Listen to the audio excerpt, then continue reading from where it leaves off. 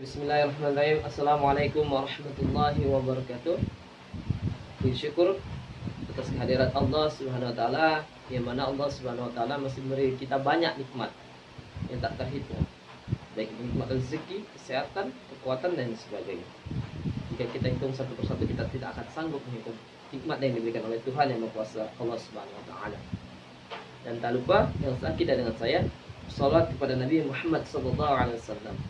Wah, kiranya dengan kita memperbanyak sholawat, kita akan mendapat syafaatnya nanti di akhirat nanti. Amin amin ya rabbal alamin. Perkenalkan, nama saya Fahmi Hidayat.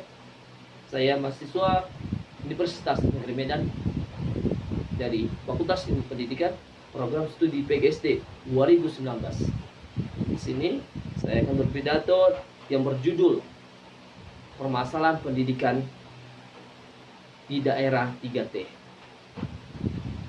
Pendidikan saat ini merupakan pendidikan yang mana di era digital 4.0, yang mana era tersebut merupakan era internet, era serba canggih, era serba instan, serba cepat, sehingga akses keluar masuk sangat mudah didapat, ataupun akses ilmu-ilmu dari luar ke dalam sangat mudah, atau dari dalam keluar sangat mudah, seperti itu.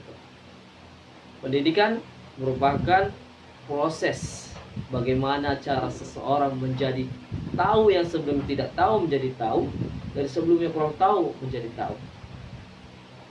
Dan pendidikan ini terdapat dua dampak, yang mana tentunya dampak hakikatnya adalah positif. Namun dampak ini terjadi jika pola pikir seseorang berbeda, ataupun pola berpikir seseorang ada hal negatif yang dipikirkan. Seperti itu teman-teman. Bagaimana cara mengimplementasikan pendidikan juga berbeda, sehingga hasil dampak yang diberikan ada dua, positif dan negatif.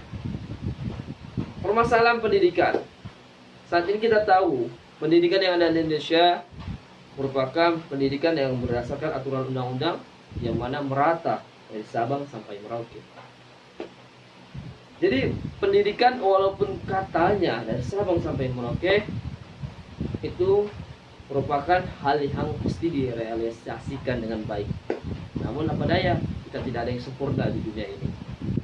Pendidikan walaupun dengan kita melihat sendiri, pendidikan yang prioritasnya adalah di perkotaan, maka daerah-daerah yang terpencil, 3T, tertinggal, terpencil, terdalam, itu kurang mendapatkan nyamannya rasanya pendidikan itu.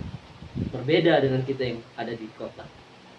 Pendidikan itu banyak tingkatannya, terutama di jenjang sekolah dari SD, SMP, SMA, ataupun sebelumnya PAUD, dan masuk ke tingkatan tertinggi, paling tertinggi pendidikan, yaitu menjadi mahasiswa di universitas.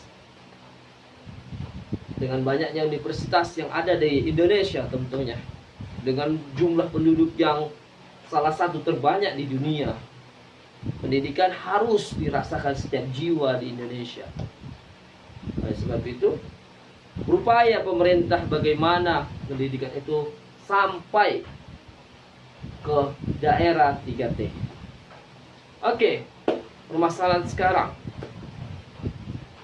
Sebelum masuk kita permasalahan, tentunya dengan akses yang ada di perkotaan ataupun pendidikan yang ada di daerah yang sudah di bawah naungan yang sudah adanya jangkauan internet, adanya jangkauan listrik dan sebagainya, mungkin mudah merasakan akses masuk keluarnya ilmu pendidikan atau pendidikan.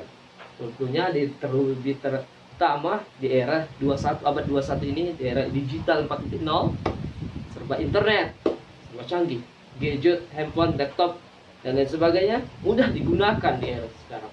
Contohnya di daerah ini, di daerah yang saya sebutkan tadi, perkotaan ataupun yang sudah mudah akses. Namun berbeda dengan 3T, daerah 3T, tertinggal, terdalam, terluar dan lain sebagainya. Itu sangat susah bagi mereka. Terutama yang pertama adalah listrik. Masalah bagi mereka.